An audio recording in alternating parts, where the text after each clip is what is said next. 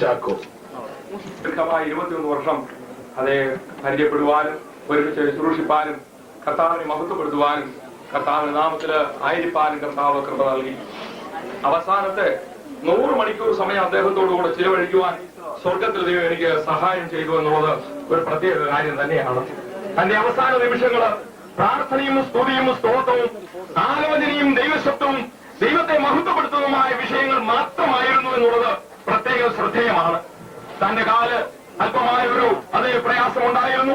ഞാൻ ഇങ്ങനെ ചിന്തിച്ചു, അനേക പാമ്പുകളെ, ഭവനത്തിലെ പാമ്പുകളെയും തേളുകളെയും ശത്രുവിന്റെ സകല ബലത്തെയും ചവിട്ടിയതിന്റെ ഫലമായിട്ടല്ലേ തന്റെ കാലിന് ഇങ്ങനെ ഒരു പ്രയാസം വന്നതെന്ന്.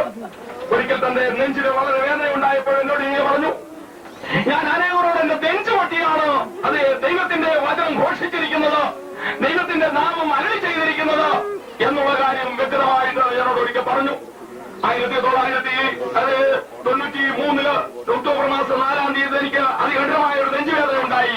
എന്നാൽ അതിനുശേഷം കാണുവാൻ വന്ന് എന്നോട് പറഞ്ഞത്, ഞാനിപ്പോൾ മരിക്കയില്ല, എനിക്ക് അക്കരെ കടക്കുവാനുള്ള പാലം മുക്കാലും തീർന്നിരിക്കുകയാണ്, ഇനി അല്പവും കൂടെ ഉണ്ട്, ഞാൻ ഇപ്പോൾ ഏതായാലും മരിക്കയില്ലെന്ന് പറഞ്ഞിട്ട് ഏകദേശം 4 മാസത്തിൽ കൂടുതൽ കഴിഞ്ഞു. എന്നാൽ ഈ അവസാനം ഒരു കാലിലൊരു ചെറിയ വേദന ഉണ്ടായി.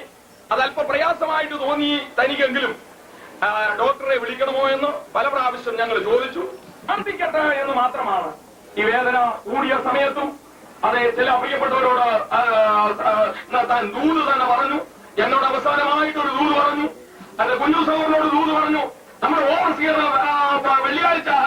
തിങ്കളാഴ്ച വൈകിട്ട് അത് കടന്നു വന്നപ്പോൾ അദ്ദേഹത്തോട് പറഞ്ഞു, കടഞ്ഞെടുത്തവർ ഇടയശ്രേഷ്ഠനായി വെളിപ്പെട്ടുകൊണ്ടിട്ട് അത് കർത്താവിന്റെ വേല ചെയ്യണം, തന്നെ നിന്ദിക്കുന്നവരായ ചിലർക്ക് അത് അറിയത്തക്കോണമായി ശുശ്രൂഷ ചെയ്യണമെന്ന് താനോട് അതികഠിനമായി പറഞ്ഞു.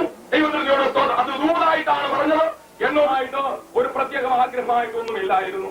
ദൈവത്തിനോട് സ്തോത്രം. ഹല്ലേലൂയ. മറ്റന്മാരുടെ മരണം യഹോവയ്ക്ക് വിലയേറിയതാണ്. ഈ വാര്യാപുരത്ത് ഒരു വിലയേറിയ കാര്യം സംഭവിച്ചിരിക്കുകയാണ്. അത് സംഭവിച്ചത് അതെ ചൊവ്വാഴ്ച ഉച്ച കഴിഞ്ഞ് 3:15 ആ സംഭവം നടന്നിരിക്കുന്നത്. ദൈവത്തിനോട് സ്തോത്രം.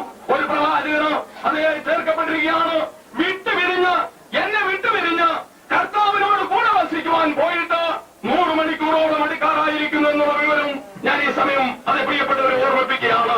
തനിക്ക് പ്രത്യേകമായ ആഗ്രഹമൊന്നുമില്ലായിരുന്നു. അല്പപ്രയാസങ്ങൾ ശരീരത്തുണ്ടായിരുന്നു. അവസാനമായിട്ട് അല്പം വെള്ളം കുടിച്ചുകൊണ്ടിരിക്കുമ്പോൾ ഞാൻ സ്തോത്രം പറഞ്ഞു മരണത്തിന് 5 മിനിറ്റ് മുമ്പ് തിരിച്ച് ശക്തിയായിട്ട് സ്തോത്രം എന്ന് തിരിച്ചെന്നോട് പറഞ്ഞ ശബ്ദമാണ് അവസാനത്തെ ശബ്ദം. ദൈവത്തിനോട് സ്തോത്രം. എന്നാൽ രാത്രി സമയത്ത് കൊച്ചമ്മയെ പ്രത്യേകം വിളിച്ച് കൈവച്ച് തലയിൽ കൈവച്ച് അനുഗ്രഹിച്ചു. ഇവിടെ ശുശ്രൂഷിക്കുന്ന ബാബുവിനെ തലയിൽ കൈവച്ച് അനുഗ്രഹിച്ചു. ഉടൻ തന്നെ കൊച്ചമ്മയെ കൊണ്ട് പേഴ്സണിപ്പിച്ചിട്ട് 150 രൂപ അവന് അത് കൊടുത്തു. ദൈവത്തിന് സ്തോത്രം. അതിനുശേഷം പിറ്റേന്ന് രാവിലെയും അത് കണ്ടപ്പോഴും മരിക്കുമെന്നുള്ള യാതൊരു വിചാരം എനിക്കില്ലായിരുന്നു. എന്നാൽ ഒരു കാര്യം വളരെ വ്യക്തമായിട്ട് താൻ പറഞ്ഞു. ദൈവത്തിന് സ്തോത്രം. ഇങ്ങനെ പറഞ്ഞു, ശുശ്രൂഷിക്കുന്ന എല്ലാവരെയും കർത്താവ് അനുഗ്രഹിക്കട്ടെ എന്ന് പറഞ്ഞു. ഇവിടെയുള്ള കൊച്ചമ്മയുടെ അനിയത്തിയുടെ മകളെ വിളിച്ചിട്ട് പറഞ്ഞു, മകളെ നീ എന്തിനാണ് വിഷമിക്കുന്നത്? ആ കുട്ടി അപ്പോഴും അറിഞ്ഞില്ല. അവള് സ്കൂളിൽ പോകാനായിട്ടൊന്ന് ഒരുങ്ങുമ്പോൾ അവൾ നീ എന്തിനാണ് വിഷമിക്കുന്നത് എന്ന് ചോദിച്ചു. തന്റെ സഹോദരന്മാരെ കുറിച്ച് വളരെ അഭിമാനത്തോടാണ് താൻ സംസാരിക്കുന്നത്. അവരാരാണെന്നറിയാമോ എന്നാണ് പലപ്പോഴും എന്നോട് സംസാരിക്കുന്നത്. തന്റെ കുടുംബത്തിലുള്ള പ്രിയപ്പെട്ടവരോട് വളരെ പ്രിയപ്പെട്ടവരെ കുറിച്ച് വളരെ അഭിമാനത്തോടെയാണ് സംസാരിക്കുന്നത്. ഒരിക്കലും ഹല്ലേലൂയ അത് ഷേവ് ചെയ്യാതെ നടന്നിട്ടില്ല, മുഷിഞ്ഞ വസ്ത്രം ധരിച്ചിട്ടില്ല. താനൊരു ഭക്ഷണപ്രിയനല്ലായിരുന്നു, എന്നാൽ ഒരു രുചിപ്രിയനായിരുന്നു. ഹല്ലേലൂയ. ദൈവത്തിന്റെ സ്തോത്രം. ഹല്ലേലൂയ. ഒരു ദ്രവ്യാഗ്രഹി അല്ലായിരുന്നു, ഒരു ദാനപ്രിയനായിരുന്നു. ഹല്ലേലൂയ. എന്നാൽ ഒരു കാര്യം തന്നെ ഹല്ലേലൂയ അതെ തന്നെ ശുശ്രൂഷയെ ബഹുമാനിക്കാത്തവന്റെ വഴിയെ പിന്നെ പോകത്തില്ല. അത് വേറൊരു വിഷയമാണ്. ദൈവത്തിനോട് സ്തോത്രം. ആത്മീയ ശുശ്രൂഷയ്ക്ക് ഒരു ബലം കൊടുക്കുകയും അനേക പ്രവാചക ശിഷ്യന്മാർക്ക് ഒരു നേതാവായിട്ട് ഇരുന്നു കൊണ്ട് അല്ലെങ്കിൽ ഒരു യഥാർത്ഥ പ്രവാചകനായിട്ട് ഇരുന്നു കൊണ്ട് താൻ പ്രവചിച്ചു. ദൈവത്തിന്റെ സ്തോത്രം. ഹല്ലേലൂയ. എന്നോട് ആദ്യം പറഞ്ഞ പ്രവചനം ഞാൻ ഓർക്കുന്നുണ്ട്. 73 വിശ്വാസത്തിൽ നിലനിൽക്കുമോ, വിശുദ്ധിയിൽ നിലനിൽക്കുമോ, ദശാംശം വേർതിരിക്കുമോ, എന്റെ സാക്ഷിയായി തീരുമോ എന്നോട് പറഞ്ഞ ദൂതനനുസരിച്ച് 1984 മുതൽ 94 വരെയും കർത്താവിന്റെ ദാസനോട് ചേർന്ന് ഒന്നിച്ച് ശുശ്രൂഷിപ്പാൻ യേശുക്രിസ്തുവിന്റെ സാക്ഷിയാകുവാൻ ഇടയായി തീർന്നു. ഒക്ടോബർ 4 തനിക്ക് അസുഖം ഉണ്ടാകുന്നതിന് തൊട്ട് മുൻപിലായിട്ട് അത് ഒക്ടോബർ 2-ാം തീയതി കൊളക്കര അത് ഓവർസിയർ എടുത്തിയെന്ന് ഞങ്ങൾ രണ്ടുപേരും കൂടെ പ്രാർത്ഥിച്ചു. 3-ാം തീയതി റാന്നി ചെറുവാനക്കുന്ന് സഭയിൽ താനെ പ്രസംഗിച്ചു, ശുശ്രൂഷിച്ചു. ദൈവത്തിൽ ഞങ്ങൾ രണ്ടും കൂടെ ചേർന്നിട്ട് എന്ന തിങ്കളാഴ്ച ഇങ്ങനെ അവസാനമായിട്ട് പറഞ്ഞു. ദൈവത്തിനോട് സ്തോത്രം. ഞാനിത് പറഞ്ഞ എന്റെ മിനിറ്റുകളോ അല്പം കൂടി പോയെങ്കിലും അവസാനമായിട്ട് അത് എന്തായിരുന്നെന്ന് അനേകർ ചിന്തിച്ചുകൊണ്ടിരിക്കും. അവസാനം നീതിമാന്റെ മരണം ഉറക്കം പോലെ തന്നെയായിരുന്നു. ദൈവത്തിനോട് സ്തോത്രം. ഹല്ലേലൂയ. ആ കർത്താവിന്റെ ദാസൻ ചേർക്കപ്പെട്ടു. ദൈവത്തിന് ഉയർത്തപ്പെടുവാൻ.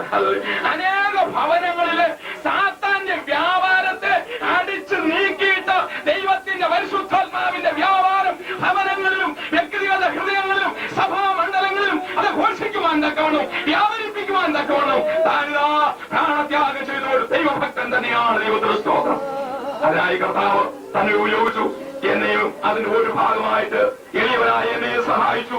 എന്നെ ഇന്നിവിടെ കണ്ടതും അറിയപ്പെടുന്നതുമെല്ലാം കർത്താവിന്റെ വിലയേറിയ ദാസൻ വരിയാവനെ യോനാച്ചായൻ, അല്ലെങ്കിൽ ദൈവസഭയുടെ ഒരു ലൈസൻസ് മിനിസ്റ്ററായ പാസ്റ്റർ MS ജോൺ അവരുടെ മുഖാന്തരമായിട്ടാണ്.